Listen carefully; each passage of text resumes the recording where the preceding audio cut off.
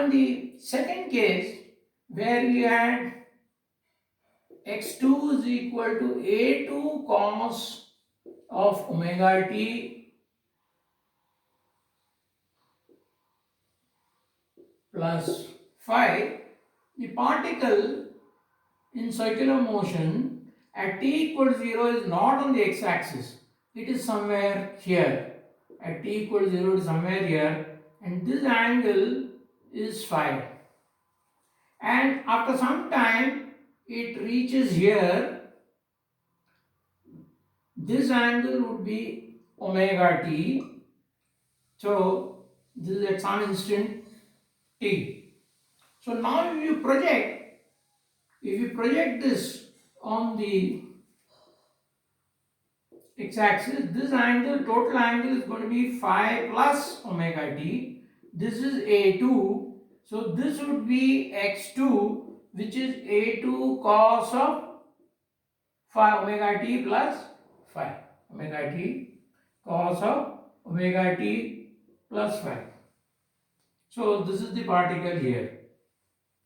So if you shine a light from above and the shadow of this particle on the horizontal diameter will execute an SHM. Similarly, the shadow of this will execute an SHM.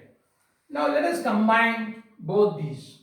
I shall draw two circles, one for A1 and one for A2. We had assumed A1 to be greater than A2. So the bigger circle represents for A1. And now if the particle 1 is here, let us say this is omega t, the particle 2 would be here. This is some phi angle between 1 and 2. Yes, and the projection of this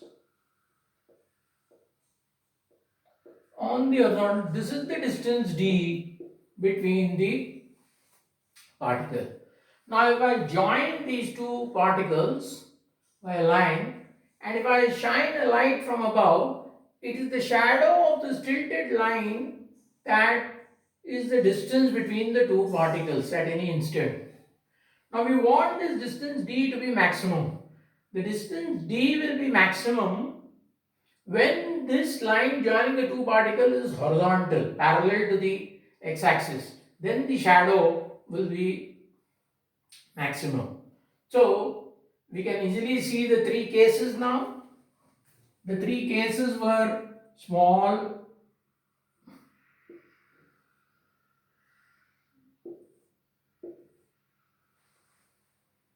phi, small theta, phi was a small acute angle. So when it is a small acute angle, you have a situation like this. This is phi. This line I have shown horizontal. So this is the case where, and this angle is omega t naught when the distance between the two is maximum. I have shown the line joining the two as horizontal. Phi is a small acute angle. On the other hand, if it is a large acute angle, how does it look? Supposing it is here, if a large acute angle, x2 naught becomes negative. This is the case of a large acute angle. Again, I have shown the line parallel to the x-axis. That is the condition for d max. So, and if it is obtuse, of course, it will be a similar diagram. This would be, this is the case where it is obtuse, this angle is obtuse. Here now it is acute, small acute. Now we had a case where cos phi was a2 by a1. That case is a case where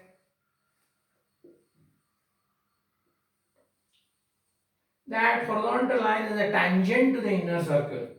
If it is a tangent to the inner circle and these are the two particles, this angle is phi.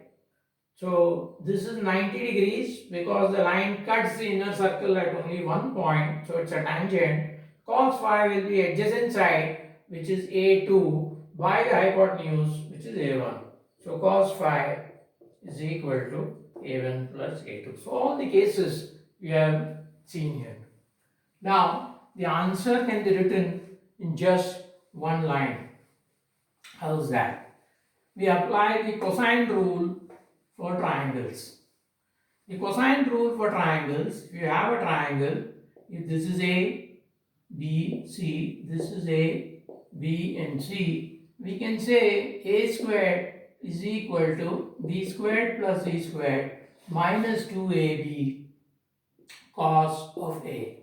Similarly, we can write B squared is equal to A squared plus C squared minus 2AC cos B.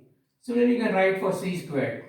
So, if you use this cosine rule, you get the answer in just one step. How's that?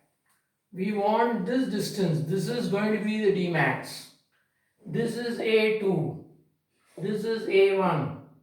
And the angle between A1 and A2 is phi. So D max is simply root of A1 squared plus A2 squared minus 2A1 A2 into cos phi by the cosine rule for triangles. So we get the answer in just one step. Thank you.